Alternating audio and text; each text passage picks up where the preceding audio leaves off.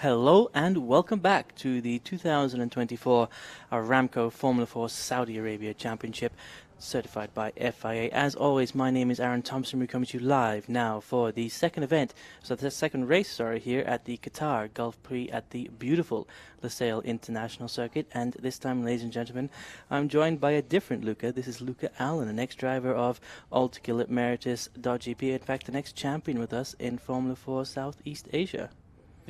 Yeah, we're very glad to be joining Aaron here in the commentary booth. A bit of a different location at the racetrack than I'm used to, but yeah, I think it should be a great race here. We saw in race one there's 5 to 7 drivers that are exactly on the pace, so really looking forward to what these guys have in store for us today. Yeah, it was a fantastic first race here, ladies and gentlemen. At the end of the day, it was Federico Alvarfai who came out on the top spot ahead of Oscar Wirtz and Andrei Petrovic. But the top 7 or 9 were just so close together. I mean, the whole way from lap 1 to lap 9, you could see everybody almost crash box to crash box, if you know what I mean. And indeed, I think the star of the show, at least for me, was Omar Al-Walid Al-Durrani in the yellow number 18 car driving for Saudi Arabia, who made an absolutely fantastic move up the inside of Kirill Kutskov at turn 10, I believe it was. Yeah, turn 10, and we also saw Andre with a massive lunge on turn 1, and that was on Hamda Al-Khabaisi. So yeah, I mean, we saw in the first race how close together those top 5 drivers are. So you've got to really pull it out the bag to make a move on this circuit. But yeah, I'm sure everyone's going to be gunning for it in this race. Obviously, we got a bit of a reversed order, so that makes for an exciting race. Well, talking about the previous race, let's have a quick run through the previous classifications. As we already mentioned, Federico Alvarfai, Oscar Wirtz, and Andrei Petrovic took the top 3 spots, just ahead of Suleiman Zanfari and Hamza Al-Khabaisi, rounding out the top 5. They were followed by the previously mentioned superstar Omar Al-Walid Al-Durrani, just ahead of Kirill Kutskov and Aurelia Nobles. And rounding out the top 10, we had Faisal Al-Kabani and Amna Al-Kabasi. P11, Sagar Al-Mashurj. P12, John Shaw Rodolfo Brobio, driving in the red number 77 for the Philippines, just ahead of Jabir Al-Thani, a local Qatari native, and Abdulaziz Abu Zinada and Laura Villas as well. A fantastic race, Luca. You could see how close it was the entire way around. And really, if you missed it, you should go back and watch it, because it really was a spectacle, especially that overtake between Omar and Kirill, and the previous overtake between Andre and Hamda as well. He really sealed the deal there.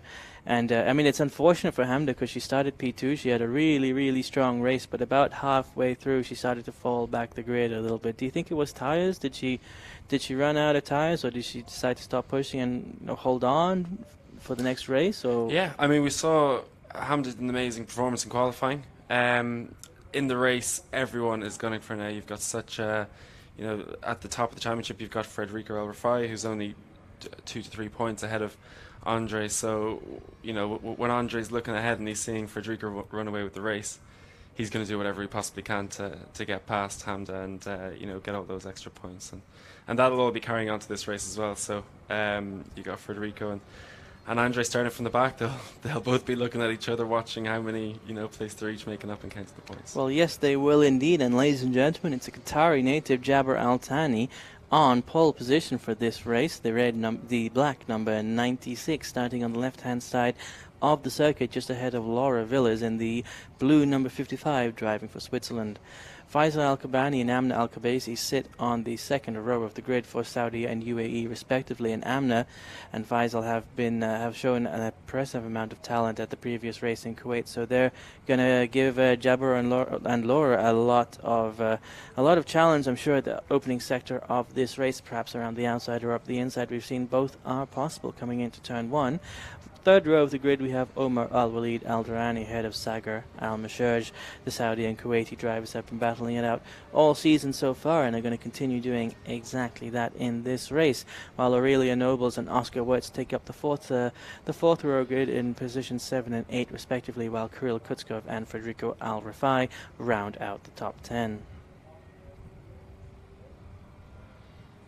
Solomon Zanfari takes up P11 ahead of Andrej Petrovic in the red number 49, driving for Serbia. Andrej, ladies and gentlemen, is at the moment the championship leader, or at least I should say that as we came into this event, but all of that may be about to change when we get through the results of the first race. But not to worry, ladies and gentlemen, he's got a chance to change things once again here in this reverse grid. And very soon indeed he'll get another 2 races to really bring things back into his way. But before we get to the start of the race, let's jump down to Marcello Puglisi in the pit lane. Here we are on the grid of the Formula 4 Saudi Arabia, second race of this amazing race in Qatar. Of course, here we are by night. The cars by night are outstanding, but let's try to get some word from the driver of this championship. Let's start from Abdulaziz Abu Zenadat. Abdulaziz, I mean, you have been doing so good in the last free practice and quali, getting all the time closer. You were out from the reverse grid just by a couple of tenths. Unfortunately, you're starting from the back. How does it feel starting from here, and what are your expectations? Yeah, and then it was all about luck. The extra 4 minutes that was put in quali cost me being in the front. But what could I say? This is racing, and we'll just see where we go from here. Okay, let's enjoy your race, and good luck. So going on with the driver of this championship, with this really nice purple car, we have Hamda Hakubezi. Really unlucky, race for you. I mean, you had the best second lap, but unfortunately with the reverse grid, you're starting from the back. You think on this track you can overtake and still going for some good position for this race? Yeah, I think, it's a very flowy track, and I feel like just make sure I do less mistakes, try to drive with the tires that I have, and try to save the tires till the end of the race. For sure it's going to be hard. Already in race 1 it was really difficult with the front, but I think we can definitely move forward, try to get some points. Okay, good luck, Hamda. So going on with the quickest driver of this championship, we have Andrej Petrovic, who was so dominant during the free practice. In quali, a little mistake, but he had done some good overtaking yesterday. So do you think you can still go for some... Well, it's too late. They have to go the green light. And good luck for all the driver of this championship. I think Marcello may have been trying to get onto the car there at the end. He left it so late before the pit lane went green. We only have 1 minute to get all the cars out of the pit lane, so it's an urgent matter now to get everybody down and onto the track, but it's not a problem, ladies and gentlemen, in these cars. You can see already excuse me, the Qatari driver in the black number 96 car is taking us on track ahead of Laura Villas in the blue number 55 for Switzerland. Coming around turn 1 now in just a moment. What's going to happen now, ladies and gentlemen, is we'll proceed around the track for 1 lap and we'll stop in our grid boxes. There'll be a 10-second board displayed and then a green flag waved, and we'll go around for 1 further formation lap and stop in the boxes 1 more time. At that point, all 5 lights will go on 1 by 1, and as they extinguish, we will be underway. We can see the drivers weaving on track. Luca Allen, and it's usually Luca Philippe at this point, gives us a brief explanation of what exactly is going through the driver's mind now and how they can warm up their tires and warm up their car and get the best possible start.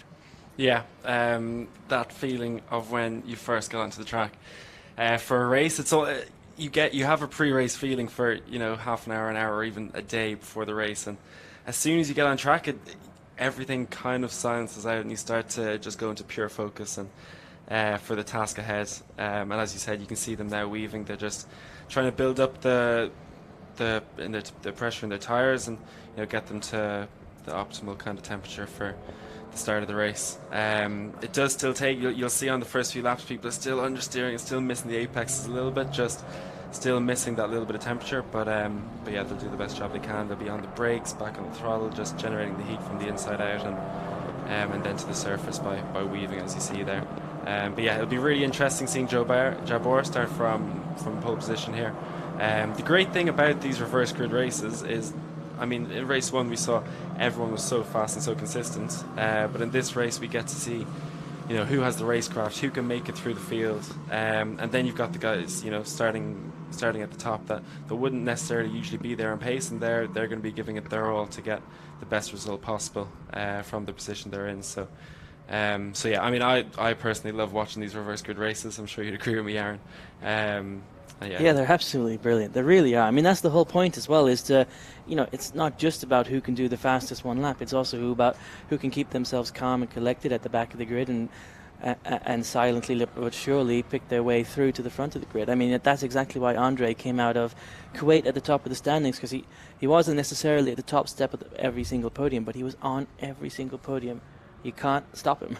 Yeah. Even with his bad luck in qualifying that saw him spin out at turn 1 just 5 minutes before the end of the session, he was on pole at that point, but because of that red flag, he ended up starting P5, and yet still he ended up on the podium. Yet again, you can't stop him.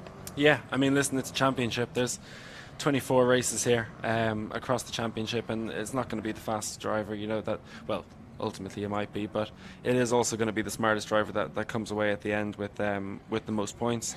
As you said, Aaron, we saw an absolute spectacle from Andrej Petrovic in Kuwait, just consistently getting those points in, and by the last race of the 2 rounds, he was leading the championship. So yeah, we'll see what we have coming up here. We have Oscar Vers, who's also a very strong pace throughout the whole time we've been here. At all the different tracks.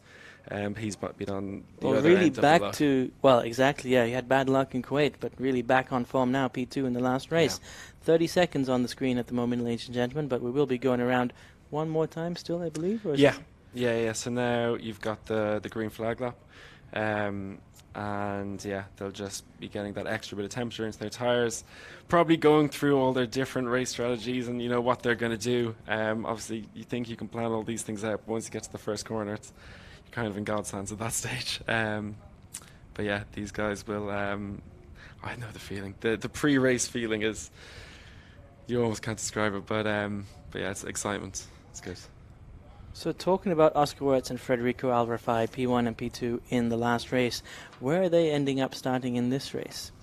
We've got Wirtz in P8, and we've got Federico Alvarafai in P10. So that's very interesting indeed, because they've sandwiched Kirill Kutskov in the light blue number 23 car, and Kirill's got a lot to prove here in Qatar. Yeah. I mean, Kirill. We all know Kirill's a world-class driver. He's karting world champion. He's just now stepped into the Formula 4 cars. So it takes time to get used to all that extra weight, the different driving style, and everything. But yeah, I'm in no doubt we'll eventually see Kirill on the top step of the podium before the season's out. But yeah, just to explain the grid format to everyone, it's the second fastest lap of qualifying, then reverse. So that's the format here today, and that's They really just keep things interesting in qualifying as well, because you've got to do those 4 push laps to secure your race 1 and race 4 starting grids, and it ends up meaning that everybody's got to really push for the reverse grids as well. Yeah. Although to let everybody know, it is only half points for these races. Yeah, and I mean that's why you see Andre so far back, because he was consistent throughout quality. P1, the last 3 minutes, if you guys were watching, was everyone just improved in those last 3 minutes with the last run, and unfortunately Andre wasn't out in those last 3 minutes, so that's why you saw he was starting from P5 in the first race, but then he's behind everyone again in this race. Yes, indeed. We're coming around turns 12 and 13 now, ladies and gentlemen, and perhaps Luke Allen can tell us which corners on track would be the best place to try and make an overtaking maneuver. Oh yeah, we saw. I mean, turn 1 is always the cliche overtaking spot on most tracks. You've got a big long straight.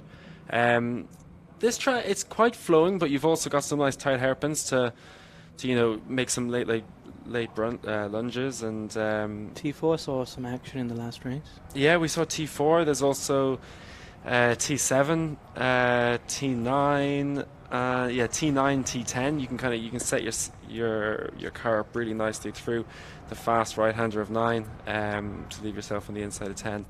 But yeah, I mean, as we were saying, all these guys are so consistent and so fast now. So it does take that extra little bit to get those overtakes done and move up the field. Okay, as you can see, ladies and gentlemen, everybody's coming around the ultimate corner of the circuit and are about to take their positions in their grid boxes. I'll run through the starting order one more time and then all 5 lights will go on, and as they extinguish, we'll be underway.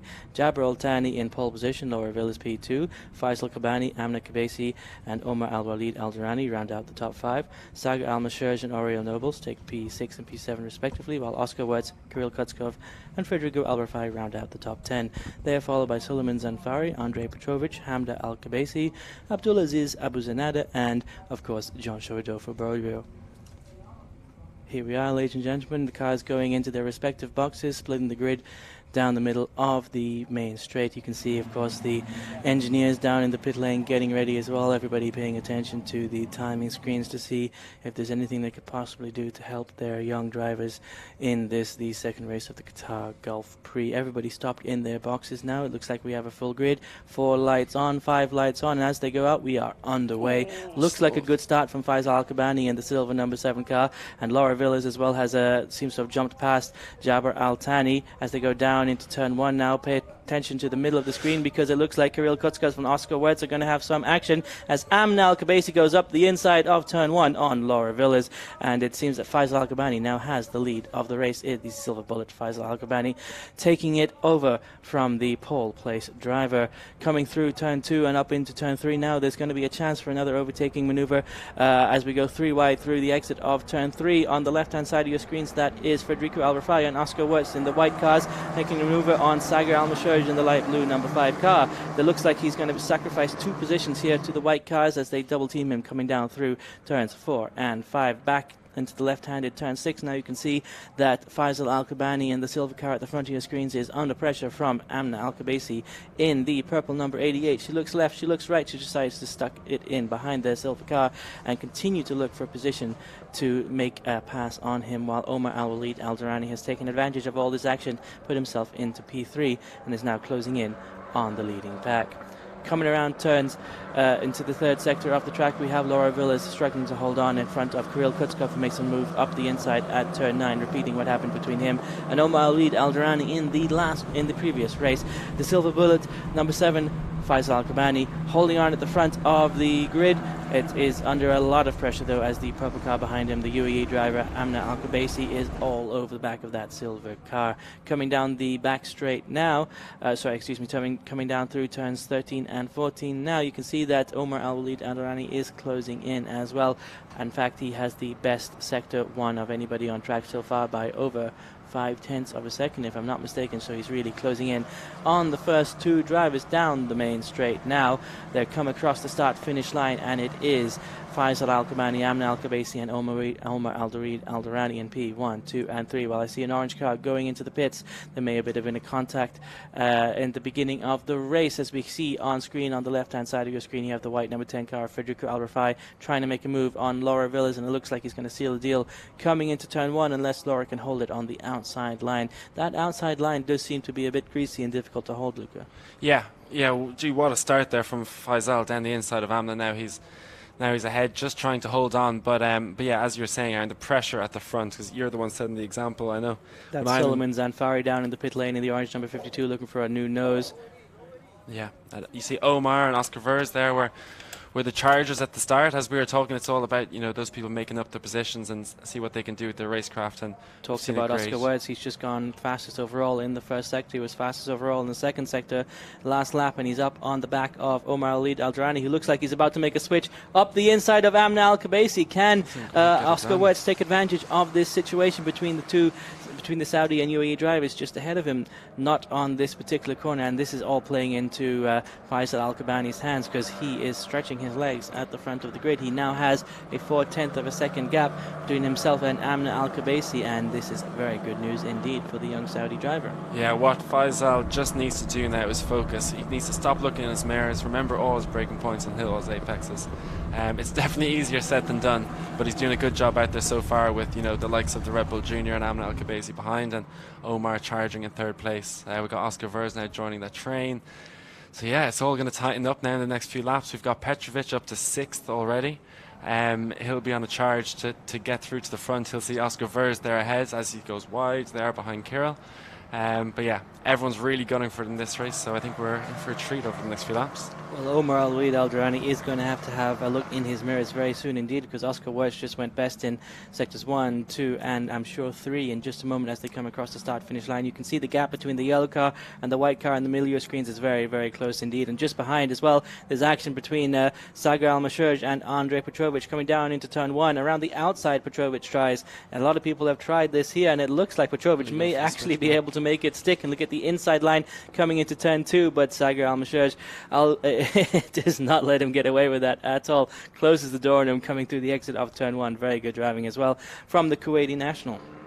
Yeah, through that first corner, I thought Andrew was going to try to get the switch back and set it up for the straight between 2 and 4, but went for around the outside. It's always risky going around the outside because you never really know what the driver is going to do on the inside, and we saw in that instance that Andre was just ran out of room and had no choice but to slot back in behind the driver of Sakar. Yes, indeed. Back to the front of the grid now. You can see the silver car of Faisal Al-Kabani still leading the pack and stretching his legs. He's got a 6/10 of a second gap now and has just set his personal best in sector 1. So he's exactly where he wants to be and seems to be doing very well indeed. Just behind him, Amna Al-Kabaisi is still under pressure from the yellow number 18 of Omar Al-Durid Al-Durrani.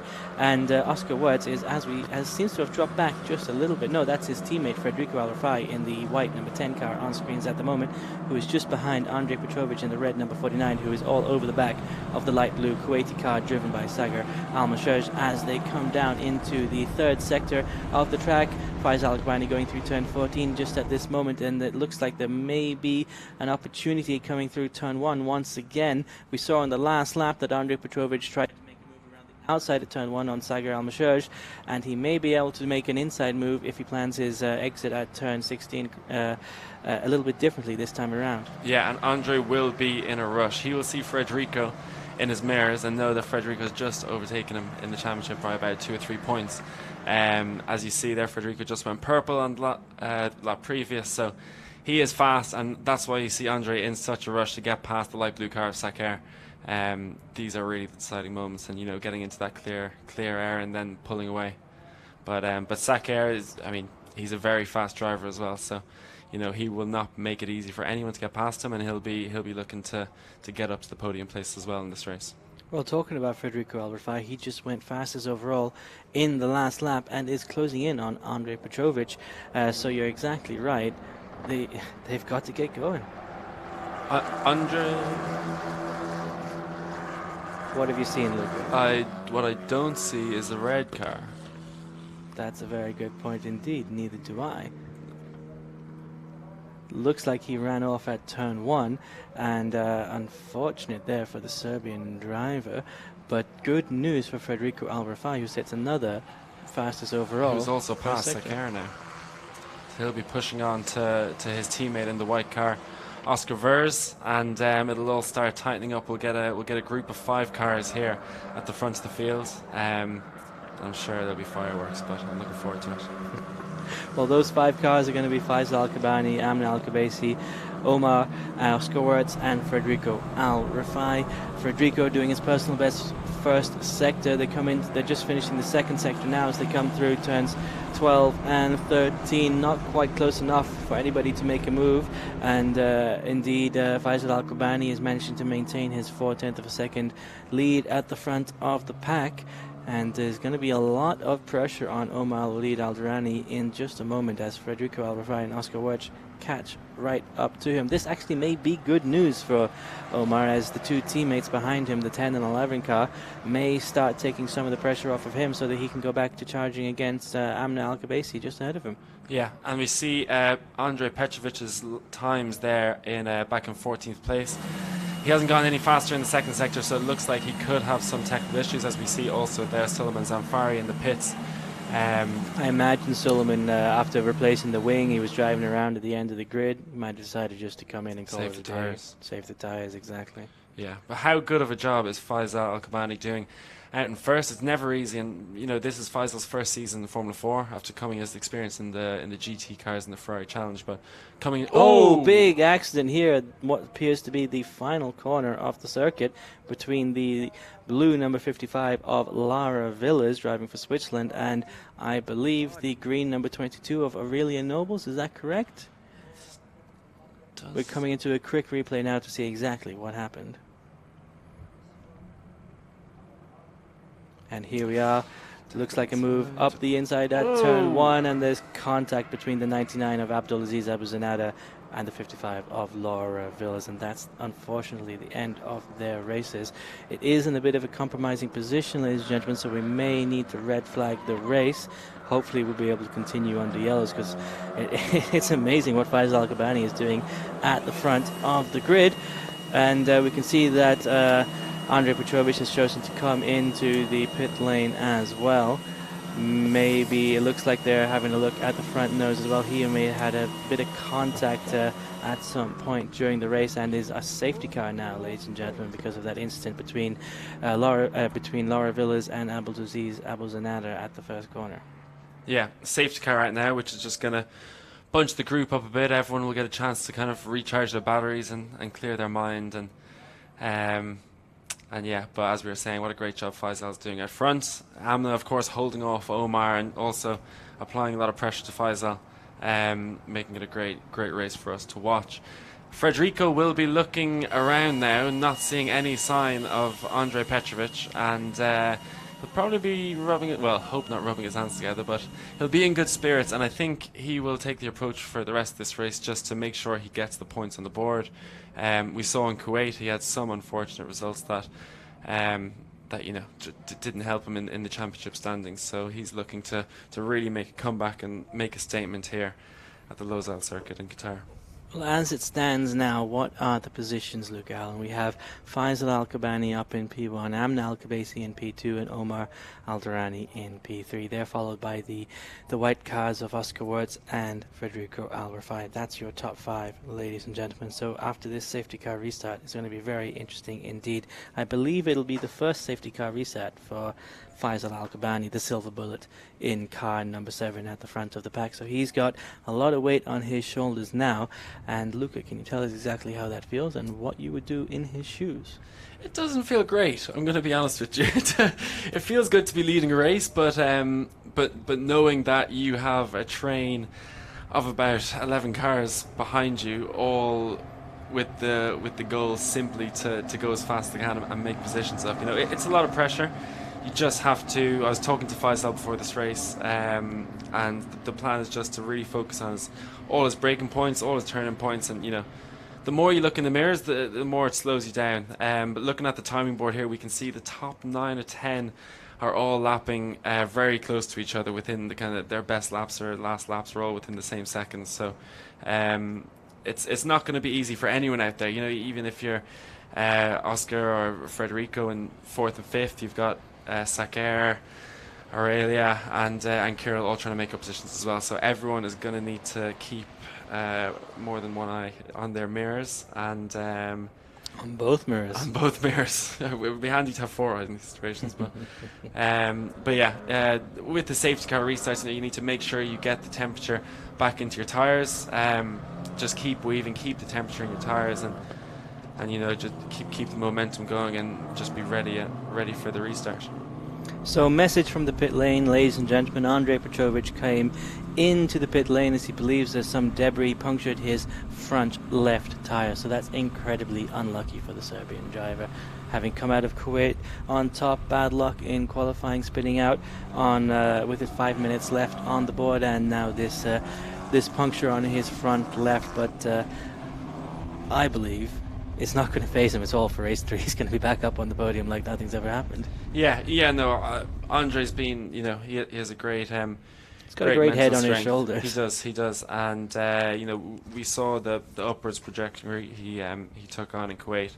His first race in Formula 4, and he kept getting better and better. So I think he'll take this one on the chin. He knows he's had I wouldn't say a fortunate run, but he hasn't had any problems yet this season. So you know, every race can be perfect, and he'll bounce Talking back. about Andre, even there he stronger. is on screen now, talking to his engineer. That's Pierre on the laptop there, going over the data already to tell him exactly how he can improve for the next race. Yeah, Andre and Pierre have been working very closely together. I see them in the engineering room working on, you know, the data and the onboard, and you know, there's a reason Andre's at the top, or you know, in the top 2 in the championship. It's because he's been putting the work in and been getting the results. So yeah, unfortunate for him in this race, but yeah, I can see his championship rivals. They'll be looking to make the most of this. Looks to me like car number 99 might have gone going again. That would be Abdulaziz Abu Zanada, one of the cars involved in the incident at turn 1 just a few moments ago. So that's good news for Saudi Arabia. They've got one guy on in first position, and Abdulaziz Abu Zanada has managed to continue, so he may be able to get back into the top 10 as well. Yeah, I mean, it's been very impressive for Abdulaziz coming in with, you know, he's done some testing, but virtually not much experience in racing. And just every race you see him, every practice session, every qualifying, you just see him, you know, make an extra step. So, you know, even if he's at the back after the crash, it's just for him to get out there and get the seat time is great. As we were saying before the race, I was saying the moves, it has to be something special, you know, to make a move work. And sometimes you've got to take a risk. We saw there with Abdulaziz, he just locked the front left a little bit coming into the corner, and once you lock a tire, it's like, you know, it's you're a passenger at that stage. So yeah, very unfortunate for Abdulaziz. We've seen him make some great overtakes throughout the season so far, and you know, he's still learning, and yeah, delighted to see him back on track. Well, now that we've had a safety car, that means there may be 3 laps given back. Or in fact, there will be 3 laps given back, is my understanding. So does that change anything in terms of strategy with the tyres, Luke? Are you going to put another 3 laps on these tyres? We're in race 2 now, reverse grid. So I imagine most of the front runners are probably on what they would believe to be their worst set, saving everything up for races 3 and race 4. Yeah, I think we had about 6 laps to go when the safety car came out, so it should we should get those laps reinstated into the race, and the tyres aren't going to be in grey nick. I don't know any racing driver that enjoys driving with tyres that don't have much grip, but you know, it'll be a testament to their talent to feel the grip and to drive to the grip on track. And yeah, I mean, we'll see what we do. Everyone's on very level playing fields here at the F4 Saudi Arabia Championship, and that's what makes it so unique. So there's certainly, you know what I mean, everyone's going to be on the same playing field, and let's see what they do with the tools in the arsenal.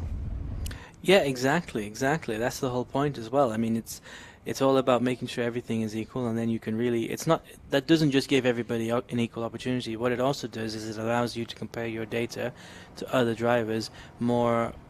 I'm not sure if accurately is the correct word, but it gives you more knowledge. As you know, if you're comparing yourself to somebody who has a completely different setup, of course you're not going to have the same line through turn 1.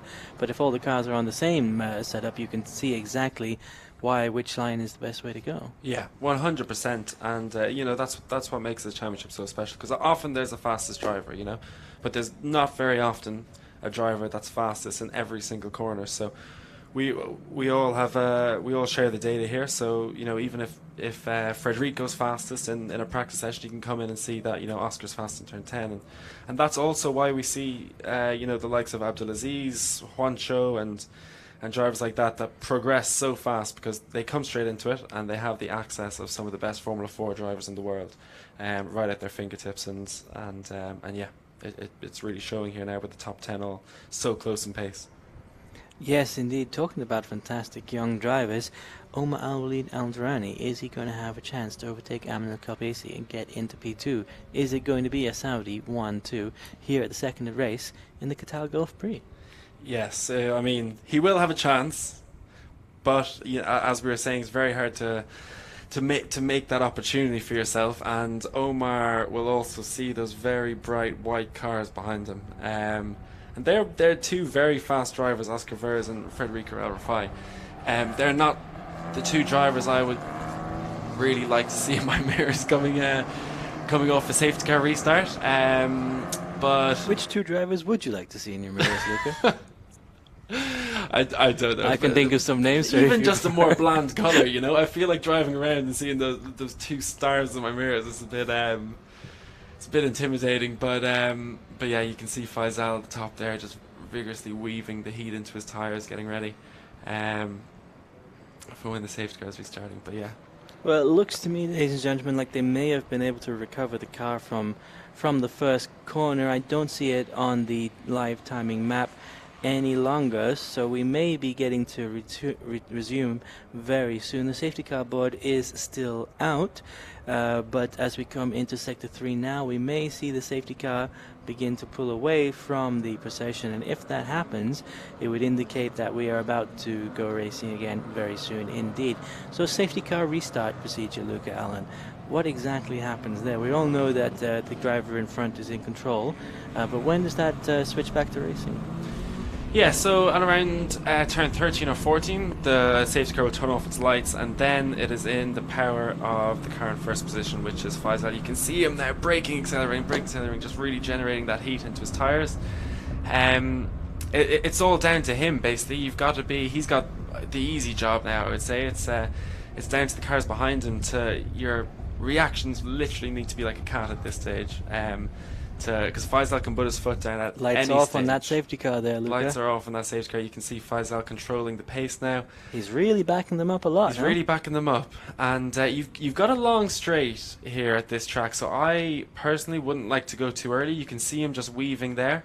A lot of the time you will see the car in first place weaving and the cars behind not really, because if I'm in first, I see the car behind weaving, I'm going to go because I know they're occupied. So we'll see what Faisal does here. But yeah, as we said, it's a long straight, so if he messes this up, he's going to have a lot of pressure into the first corner. But let's see how he gets on. He should go. He's going to have Omar Ali Daldrani and Amna Kabesi going left and gone. right, both sides around him as he puts the throttle down now, coming through the ultimate corner of the circuit. Looks like he got away well. I saw a bit of a stretch between himself and the purple car, but it may be that Federico Al Rafai in the number 10 car is going to be close enough to Omar Ali Daldrani to make a move. Amna has a little bit of a look, perhaps trying to break the slipstream of the cars behind her, while Kirill Kutskov goes up the inside of Aurelia Nobles in the middle of the screen, coming down into turn 1. We saw Omar try to make a move, but it seemed like everybody managed to stay in their positions. Omar now defending from the white car behind him of Federico Al Rafai as we come through corner 2 now. Omar holding on to his position, and Faisal had an excellent restart. You can see he's stretching himself away from the pack already, while Omar tries to overtake Amna in the purple car ahead of him. We can see a move, another move, and look up the inside. Here we go. There's going to be contact between the two drivers. No, there's not. Fantastic racing here, ladies and gentlemen. Amna gets pushed off to the outside. Can the number 11 car She's still there. from it? She is still there. She's on the inside of turn 6. She's come back on him as well. What fantastic driving from the Emirati driver, but they both go wide, and it looks like the white cars are going to take advantage, but can she hold on to it coming down into the next corner, turn 7? Yes, indeed she does. She holds right onto it, and Federico Al Rafai in the white number 10 car is now challenging Omar Ali Daldrani. He goes very wide on the exit of turn 7 there as they come. It's absolutely brilliant. How long can she hold on for, Federico? That's Oscar Wirtz now up into P2, but Amna's coming back on him once again. She's not going to let this go at all. Omar Ali Daldrani up the inside of both drivers coming through turn 11. Absolutely fantastic. 3 wide, maybe even 4 wide, coming down the next corner. How are they holding on without getting into any contact? I have no idea. It's an absolute miracle, and I'm glad to be witnessing it as we come down through turn 14 now. Just a few more corners, and she's completed another lap with the whole grid behind her, and this is fantastic news for Faisal. Look at this. He's got like a 5-second lead. It's absolutely crazy as Kirill Kutskov goes very, very wide indeed, coming out of turn 14 down into the penultimate corner of the circuit. Now, can he get back? Yes, he does. He's got up the inside of Aurelia Nobles in the green number 22 car. Omar Ali Aldrani is still ahead of Oscar Wirtz in the white number of Federico Al Rafai in the white number 10 car, and it looks like everything has calmed down for Amna Al-Kabesi as there's a bit of gap now between herself and the white car behind him. But the Federico Al Rafai up the inside of Omar Ali Daldrani, and he's going to have trouble as well from Sagar Al-Musaj just behind him, as he's going to have a bit of a compromised line coming through turn 1, and it looks like Omar's going to try and make a move around the outside at turn 2. No, not at all. He's going to get, exactly. He's going to get the switch back, going to duck in behind the white car and try to get a little bit of a slipstream and make a move coming into turn 4. What can he pull off as Hamda Al-Kabesi in the purple number 8 car has a look up the inside of the green number 22 of Aurelia Nobles coming through turn 4, and Faisal Al-Qabani, ladies and gentlemen, is already on to the next corner. Yeah, and what a great job by Amna Al-Kabesi, the Red Bull Junior. holding on to second place there. I mean, she could be second or she could be sixth, you know, if things just went a little bit differently. Well, I think she was sixth for a second, and then she said, no, thank you, and was right back up the front of the grid. I don't know how she did that. She did something similar as well in Kuwait with Suleiman Zanfari. He had a very nice overtake on her, and then we cut to a different angle, and all of a sudden she was back at the front of the grid, and we had no idea how she managed to do it, but it was absolutely brilliant. As the light blue car, Kirill Kutskov has a lunge into turn 10. He tried to replicate the move Omar Al-Durrani took on him previously, but he came into the light blue car of Sagar Al-Mashar. Sagar trying to get going again, very frustrated indeed with his teammate there in the light blue car. That's terrible news for the two drivers, but it may be good news for us. We may be getting another safety car, which would mean, well, no, we've already had the 3 extra laps. So, and Faisal is not going to be happy. But let's see what happened here on the move. Kirill into Sagar. Here we are, the two blue cars at the back. Kirill Kutskov at the front. Sagar Al-Mashar coming down into turn 10. Big luck up there from Kirill, and just straight into the side pod. Not really anything he could do after he locked up. Back to the front of the action now, though. You can see that Omar Al-Durrani is not giving up, and he's trying to push his way back past the white number 10 of Frederico Al-Rafai. And at the back of the grid, we have Abdulaziz Abu Zanada trying to get back from his incident earlier in the race, trying to make a move up. The Filipino driver, the red number 77, having to give up his 14th position in order to continue racing, as Abdulaziz Abu Zanada managed to claim that for Saudi Arabia. Back to the front of the pack, you can see that Omar is continuing to challenge for Oscar Wertz just ahead of him, and it's going to be a fight until the end of the race, I'm sure. Sagar Al-Mashar there seems to be going back behind the safety barrier there. Maybe there'll be a safety car. They're on the exit of turn 11, though, I believe. No, turn 10. Sorry, turn 10, of course. Hopefully we'll have an update on that in just a moment, ladies and gentlemen, but they don't seem to be in too compromising a place. As we continue around the track now, we can see the two cars are still on track, and Faisal Al-Kabani is leading us through. Yeah, and this will be, in a funny way, this might be good for Faisal that the safety car hasn't been called out yet, because once they pass the finish line, there's only 2 more laps. And it doesn't look like they'll be able to clear that in just 1 lap. So although he will lose his lead of 2.2 seconds now, this might just work out. But we haven't seen any boards for safety car. They might be able to clear this instant with just yellow flags. Yeah, so let's see. But it's going to be a crucial 3 laps here for Faisal with no mistakes, as he has the Red Bull Junior Amna Al-Kabaisi. Safety car. There we go. Safety car. Well, he had a fantastic first safety car restart. I'm sure he's going to do it again, but it's got to hurt to see that 3-second lead diminish. Yeah, and I mean, Amna will learn from her mistakes. Faisal has, on the safety car restart, of course, Faisal has, he's used one of his tricks now. He can't do the same thing, because Amna knows exactly when he went. Well, if it worked once, Yeah, I mean, it's not what I'd be doing. I'd, try pull something else out of the bag. But yeah, we're going to see now. Faisal will be, his heart rate will be going through the roof at the moment. He is literally within touching distance of his. Well, he was of his first victory in Formula 4 in just his 4th event. So yeah, he is going to be quite stressed in that car, I'd say. And look at the timing screen, Luca. Look who just did the best overall lap. Yeah, just before the safety car came out. Yeah, she's really fancy. You can see 2nd, 3rd, and 4th there were all razor quick there on that last lap before the safety car came out. Faisal quick as well, but still just losing about half a second. The car's behind. So yeah, this will be very, very, very interesting. Will we get 1 lap of racing?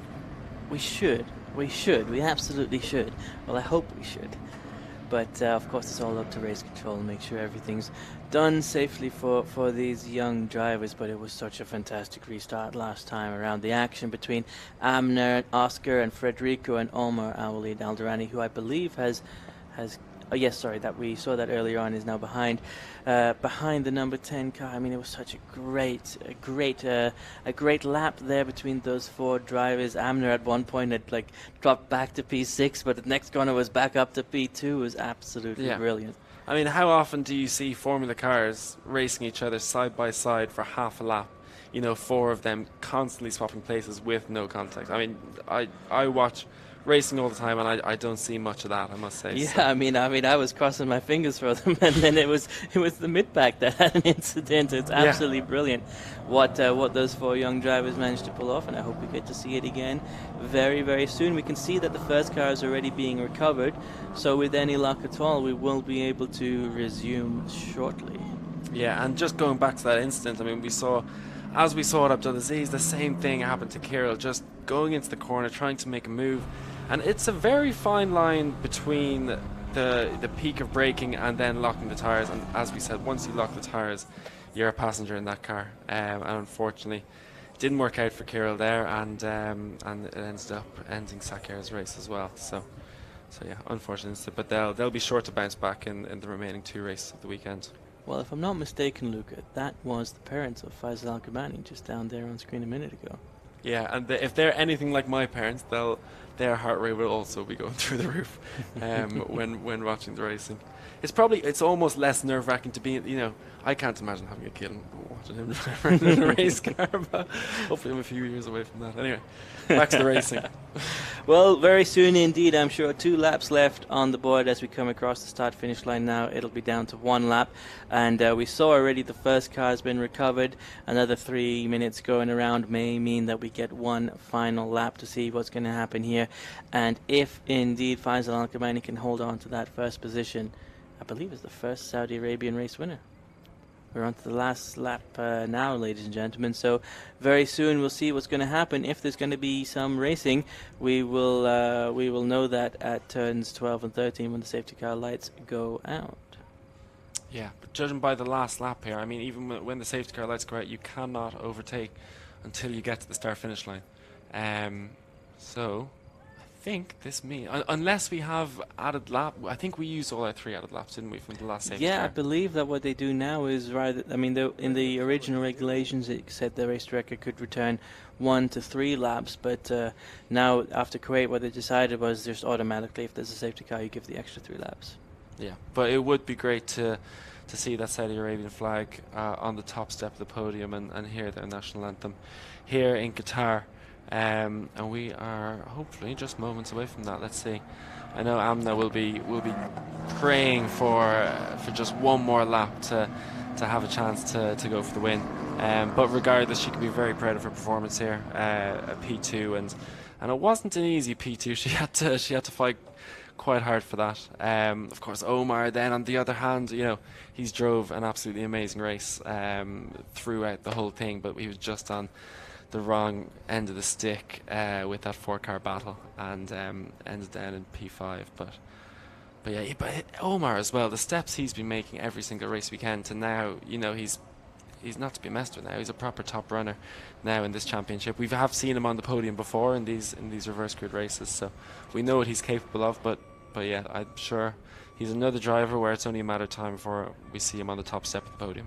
Yes, indeed, and unfortunately, ladies and gentlemen, we just have a message now from race control that the race will finish behind the safety car, or perhaps I should say fortunately, because Faisal Al-Kabani is going to take the top step of the podium.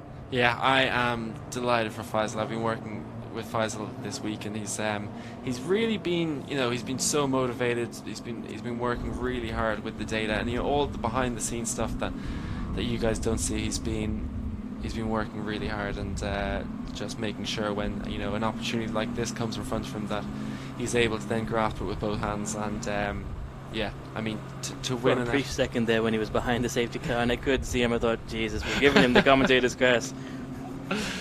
Yeah, no, he will be absolutely. He's still weaving, so he doesn't know. Of course, there's no radio in these cars, so he doesn't know yet that the race is going to finish in the safety car.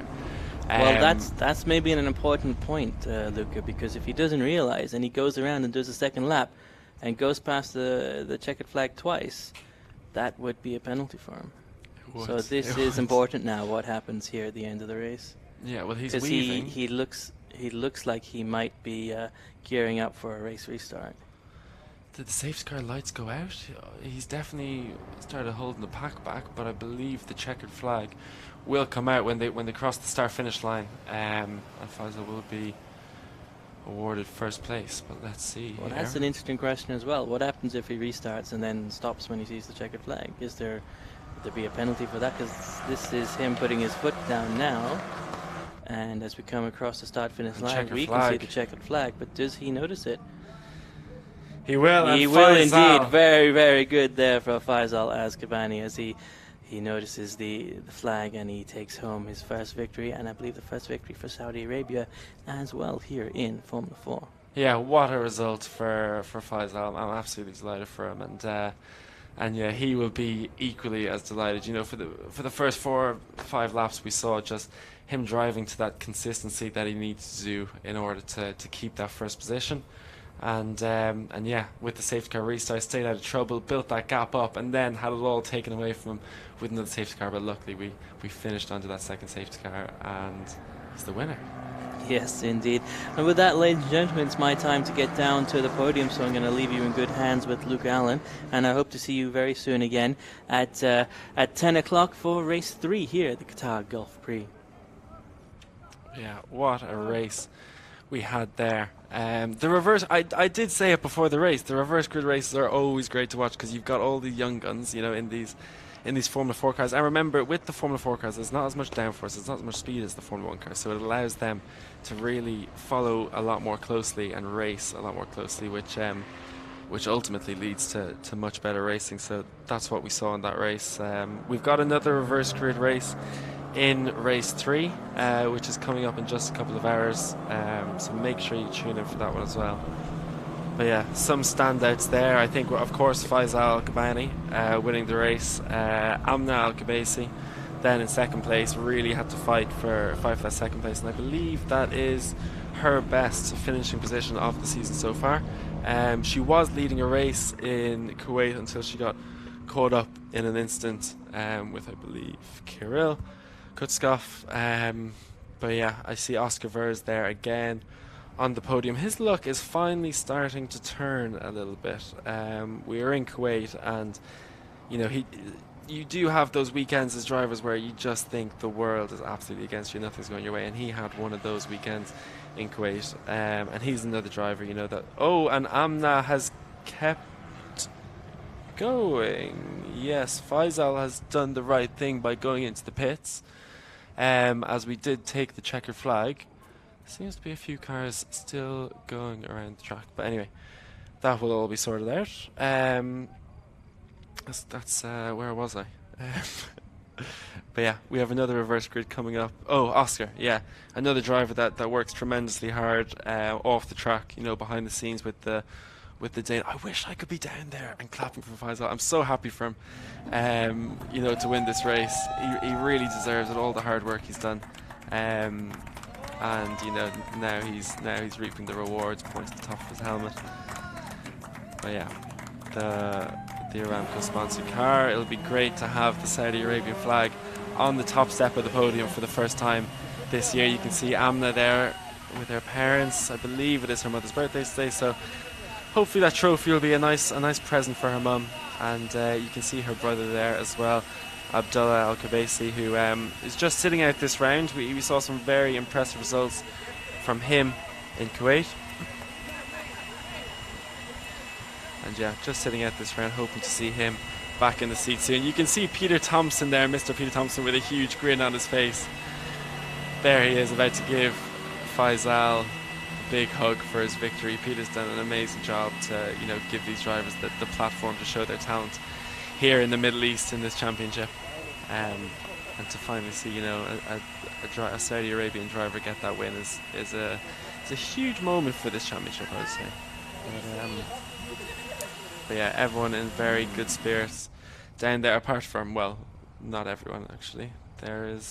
So here we are with the results. We have Faisal Al-Kabani in first place. Second place, Amna Al-Kabaisi, after fighting very hard. Oscar Verz with another podium, rounding out the podium. Great performance from both Oscar and Federico in the other white car in 4th position. You can see just 7. Well, oh, sorry, it was safety car. But in 5th place, we have Omar. Omar was unlucky in that race, I think, to come 5th. He's shown amazing pace throughout this weekend. I could tell when he rocked up this weekend he was focused. But yeah, we'll see more from him in the next 2 races. In 6th, we have Aurelia Nobles. A good race from Aurelia. She's just now getting to the top end of the pace, so I'm sure we'll see her battling up more towards the pointy end in the remaining races. In 7th, we have Hamda El Kabesi, the sister of Amna, doing a great job there. We saw Hamda is absolutely rapid. We saw her in qualifying in P2. Jabor, a very good result for Jabor in P8. That is good points for the Qatari driver in his home race. Juancho Brobio in 9th. Very good result from Juancho. Again, another driver who's just coming on leaps and bounds in every single race. And then unfortunately in 10th we have Abdulaziz, who eventually did not finish. A few DNFs in this race. It was a hectic race, and we did see some amazing clean racing, but we also, of course, saw some, late moves and crashes. So we have Saker, Kirill, Laura, Andre, and Suleiman Zamfari, unfortunately not finishing that race. As we go over the... So here we go now for the interviews for the podium. Over to you, Marcello. Positioning is good. Here we are with another podium from you, Oscar. So a really nice race. Wow, the battle from the outside was amazing. You were able, little by little, coming back, getting some position on the start. Well, after a not so good weekend in Kuwait, you're back. Yeah, well, I hope we could say I'm back, but no, yeah, this weekend so far has been quite good. Starting P8 and finishing P3 obviously was a really good race. And obviously this track, Qatar, is known for being very hard on the tires, so I was trying to manage the tires, but obviously still trying to fight to maybe catch up to the leader and win. No, but I think I did quite a good race. With the safety cars helped cool down the tires, which was quite good. And the safety car race, that was very hectic. For an F4 car, I think there was quite a lot of contact, but yeah, and then but it was quite fun. And yeah, I think the first 2 drivers were a little bit too fast for me today, so I couldn't beat them. Of course, that's why they're in front of me. But no, but I think I did quite well, and I'll see for the next races. Okay, congratulations. Thank you. Yeah, great result there from Oscar. As we were saying, hopefully his luck is starting to turn a little bit as we see him back on the podium. And now we go to Amna's interview from P2. So over to you, Marcello. You want to put them down? Here we are, Amna Kubesi. I mean, I'm really without words. Your race was so good. You were able to get the 2nd position and keep it, but really after the safety car, the battle, you had, I don't know, you had 3 wise, 4 wise, everywhere, all around the track, and in the end you were able to get a really good 2nd position. Yeah, I mean, after safety car, it was unpredictable where Faisal would start. When he started, I had understeer, so it compromised my exit down the straights, so it was just defending from there. And yeah, I mean, it was a good battle. They were all very clean drivers, so thankfully there was no one taking each other out. So yeah, it was a very fun and good experience. At a certain point, you were going really over the curve, bottoming quite a lot, but then you were able to go back on track. It didn't get a lot of pickup in that moment. You didn't lose the grip in the front. Yeah, I did lose some grip up front, especially in my front rights. Going into right corners, I lost a lot of front, so it was trying to manage and bring the heat back into the tires after safety car. I wasn't leaving enough to generate heat on my tires, so I had a lot of disadvantage in the first 2 laps. But then, yeah, after it was easy. Really good job, Amna. On to the next one then. Yeah, we heard Amna talk about those tire degradation struggles that Aaron mentioned earlier on, just giving us a good insight into it. And now we have got Faisal to share his thoughts on the race. Over to you.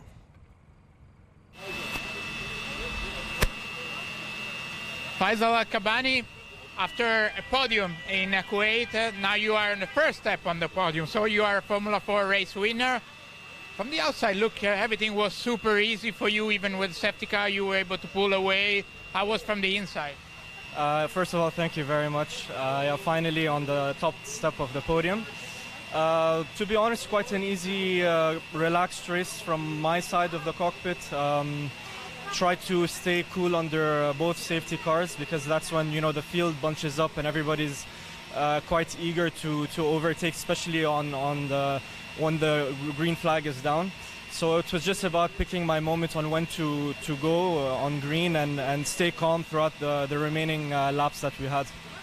So looking at your pace in the race was really good. No one was able to catch you. What are you missing from the qualifying at the moment? I think it's just putting all three sectors together. We saw with my engineer and some of the driver coaches, one of you, that I have some decent sector times. It's just a matter of putting the three sectors in the same lap, and then I can be quite competitive. I'm sure you will. Really, really good job, and congratulations for the win. Yeah, great job from Faisal there and there. He's a bit hard on himself, I think. I think he can be happy for with his performance there, holding off the likes of Amnel Kabasi, Omar, and all those great drivers. So yeah, what a race we just had for race 2. As you can see there, looking over the Losail race circuit here in Qatar. So we're going to have some race highlights here coming up. Let's go through some of the action.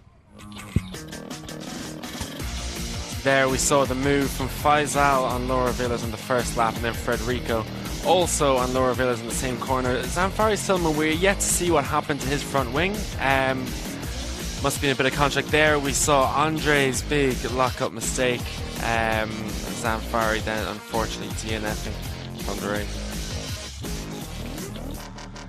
There we saw Al-Daziz just locking up. As we said, you're a passenger at that point, and there is Andre there without a front wing. We need to find out what happened there. Abdulaziz then getting back on track after that. And then we have Kirill going down the inside of Aurelia, and here was the action after the safety car reset. How did they not touch? You can see Oscar Verz there going off track, rejoining, and then we have Kirill going for the late move on Sakir. Unfortunately, it didn't work out that time, but there is 2 races to make that back up, and then Faisal Al-Kabani winning the race, and his first race win in Formula 4. What a performance. You can see everyone's very happy from there. And what amazing facilities we have here at, it is worth mentioning, at the Losail circuit here in Qatar.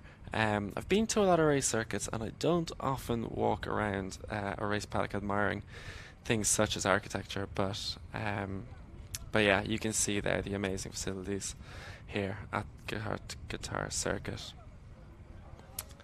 So just to recap on the start, we have 5 lights and out. A good start from quite a few people at the back. Jabor just not getting off the line the way I'm sure he'd like to, but you can just see Faisal just under braking is when he moves to the inside and sticks his car in the right position. You can see Federico just thinking about a move there, but pulled out of it. Amna then followed Faisal Al-Kabani down the inside to follow through. Made a nice pathway for Omar also in the yellow car. What a start by. Then down the inside of Laura Villiers. What a move. There wasn't much space there. You will see Oscar Verz going up the inside of Sakir. Federico trying to follow, but couldn't quite manage. Here we go, an aerial view of the race start. Your reactions have to be so fast on this race start. You can saw Andre, you saw Suleiman Zamfari just with those fast reactions, and they then reap the rewards all the way down the straight leading up to the first corner. Quite a clean first corner, I would say. It's very easy for things to happen, crashes to occur in the first corner. There's so much going on, often you don't really get a chance to know what's going on around you. So yeah, great testament to the level of drivers we have here to all keep it clean on the first corner. Again, another great view of the paddock we have here. Okay, I've admired that enough, but yeah, racing at night here in Qatar. Obviously, we are during Ramadan, so it gives the drivers an opportunity to refuel and be at the top of their game in the races. Great floodlights as well at this track. I've been to a few tracks where they kind of have floodlights, but unfortunately you can't really see some corners. But you can see this track is very well lit up with a lot of runoff. That also plays, a big part into the drivers that are learning, the drivers that are pushing, and still just learning the car and everything. Having a big runoff does play a big role in their confidence. As they're learning and as they're pushing their boundaries. It's a bit different to, when actually we go to Jeddah in just 2 weeks' time, they won't have that luxury. Jeddah is a street circuit. So yeah, if you brake a bit too late there or go a bit sideways, it's unfortunately it's not a runoff tarmac area. It's a wall. So the drivers will be taking everything in their stride this weekend and getting ready for that challenging circuit that is Jeddah. We did see the F1 just race at Jeddah last weekend. So it'll be great to see these guys. Although it is a street circuit, I do believe we'll still see some great racing there. Just have another quick look at the race start, at the safety car restart it is. Yeah, so Faisal doing a really good job just not to let anyone too much in his toe. Amna defending a little bit. You saw Omar almost go for a move down there. He did that a few times to Amna. And I mean, that's again fair play to Omar for not going too far into those moves, not locking a tyre and making sure everyone got around each corner safely. But yeah, he was really trying his hardest, and Amna had to put up with that pressure. You can probably see here, I think he almost goes down the inside here. He definitely tries. Sorry, I feel like I'm commentating on a live again. He did go down. Yes, this was the start of all this mayhem just after the safety car restart. You can see Amna she literally doesn't give up. Around the outside, which brings her back to the inside. So you can see a small lock from her tyres, but she just keeps it going, pushes out wide, and Oscar Vers almost then gets two of them around the outside, but just last second decides to pull out of it, leave Amna through. Like, those corners are so fast. I don't know if the TV gives a great representation, but if you watch the onboards, that first corner is flat out part of the 3 right-hand sequence. So to be side by side and to be so close throughout those corners, it's hard. It's not easy. You can see Amna running off the road just a little bit there just to retain the position, and then we go up to the final corner, 3 cars wide. Omar just pulls out of it, and Amna just keeping her position.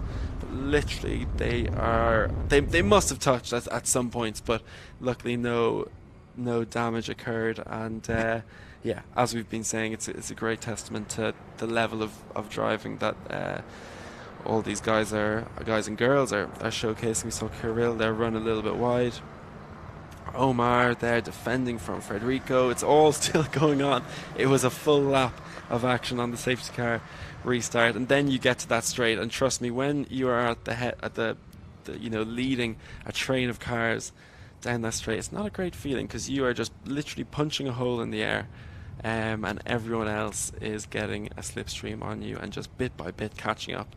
So you're constantly looking in your mirrors, just seeing how close they are getting to you, and hoping they don't do a huge dive bomb on the first corner. As we saw there in that race, there was a few dive bombs. Some of them paid off, and some of them were more unfortunate. But that's racing.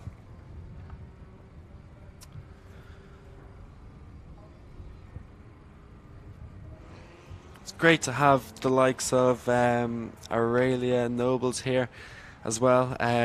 Aurelia, Amna and Hamda are all part of Formula 1 academies. Hamda and Amna are with Red Bull, so Hamda is Red Bull Racing and Amna is with the Visa Cash App Racing Bulls Academy, and then you have Aurelia with the Ferrari Academy. So to have those pedigree of drivers coming here and racing in that championship, and having everyone, it's all been so close. It's absolutely fantastic to see. We also saw those girls racing in F1 Academy at the Jeddah Street Circuit just last week or the week before. So they will have a slight upper hand coming in to the final 2 race weekends of the season in Jeddah. Street circuits are not easy to learn. Going back to the previous point of view, you simply just don't have that space to try things out with the trial and error. So I think the boys will be chasing the girls then when it gets to Jeddah. They'll set the benchmarks, and the guys will be chasing from there. An unfortunate result in that race from Sulaiman Zamfari. He has just been razor quick throughout the whole championship, really. But yeah, luck just hasn't been on his side. I'm still unaware of as to what happened to him in that race. He did lose a front wing. Usually that means you hit someone, but I am not going to make assumptions before I see anything. But yeah, Sulaiman Zamfari will definitely be hoping to bounce back in the next 2 races. Yeah, I mean, as we saw, anything can happen in those reverse grid races. Everyone's side by side. People are going off track. People are making lunges. People are locking up. It's we saw Omar go from P3 down to P5, and other people make up positions. So yeah, it's important for the drivers to remember, that there is still 2 more races, and although you might have had an unfortunate event in that one, there's still time to bounce back, and they'll know that, and they'll already be getting in the right mind frame for the last 2 races. I'm sure they're already debriefing with their engineers and going through everything. Because although even if you have a good result in these race weekends, I remember in 2019 when I raced in this championship, there's 4 races over the weekend. It's not like the Formula 1 where you have 1 race, so it's either good or bad. You either have a good or bad weekend. You can literally crash out in the first 2 races and win the second 2 races.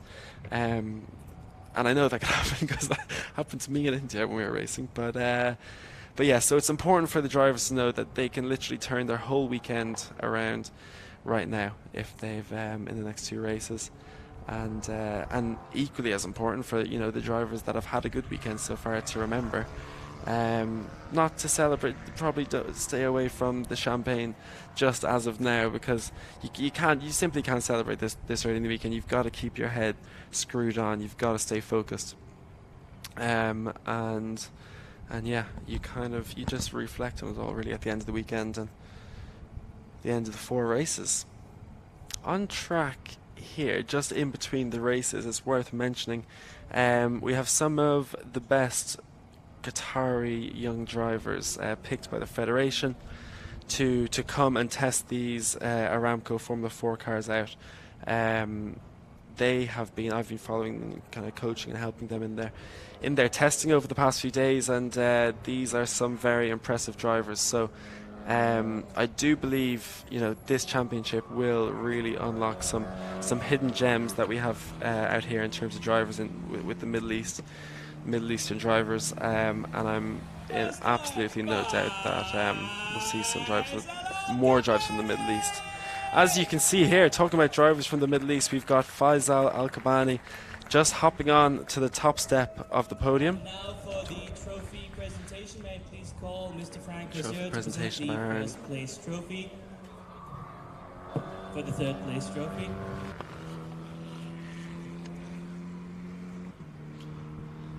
You see there Oscar Vers getting a very worthy 3rd place and another podium as he receives his trophy there at the podium here in Losail, And if you would Qatar. please, the 2nd place trophy.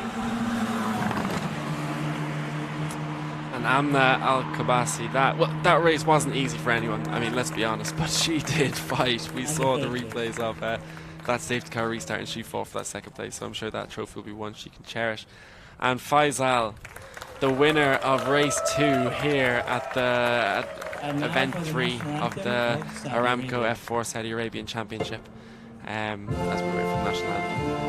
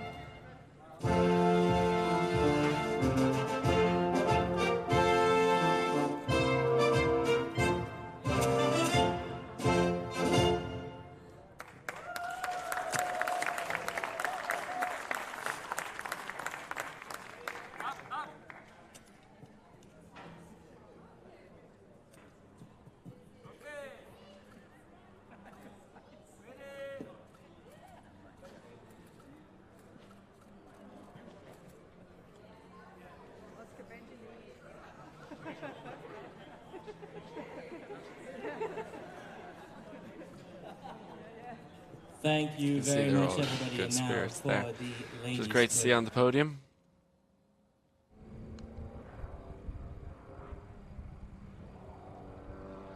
So you can just hear the sounds of those young Qatari drivers driving around just in between the races here in Qatar. We have got the next race coming up at, I believe, 10 p.m. Obviously in the local time of Qatar. So that'll be another great race, I'm sure. As we said, it's another reverse grid race. So the next race's grid will be formed by the third fastest laps of the drivers reversed. And atop the top step of the podium once again, Hamd Al-Gabassi!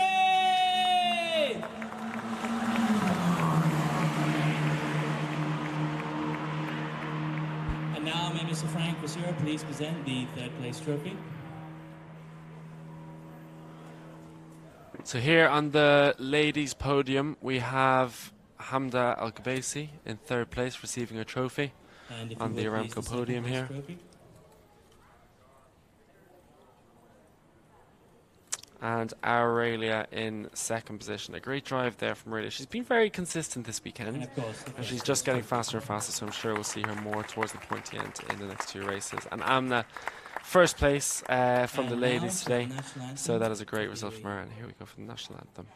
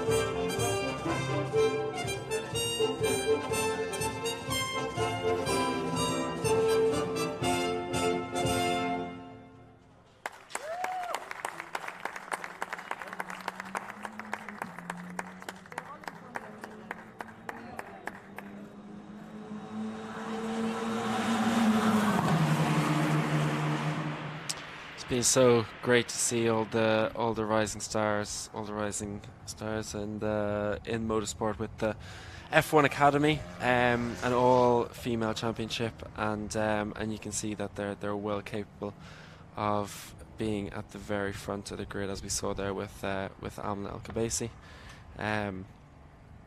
So yeah, great to see so many out here racing in Qatar. So for the next race, we have Jabor will be on pole position again. We actually have the same top four in terms of starting order. It'll go Jabor and Laura Villers on the first row, Faisal and Amna on the second row, Omar and Kirill round out the third row. Omar and Kirill will be looking for revenge to get a good result.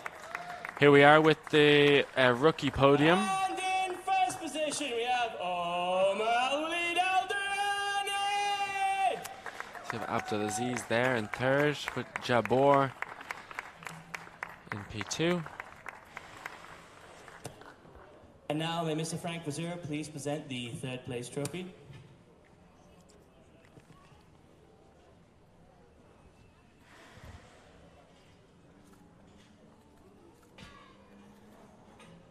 And if you would please the second place trophy.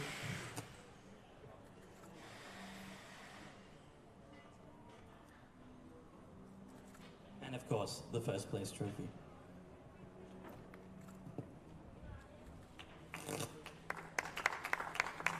So here we are for the rookie podium. Now We have for the Omar national anthem of on the top Saudi step of the Arabia. podium. And here we go for the national anthem of Saudi Arabia.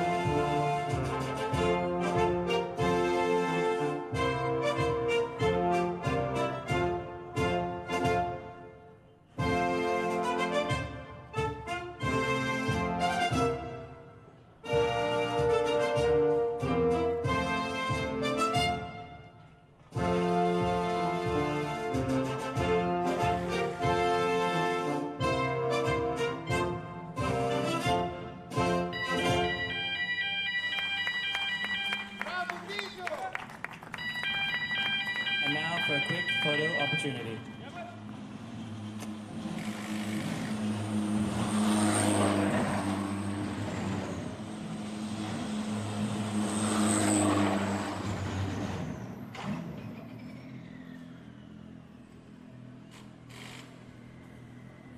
Thank you very, very much.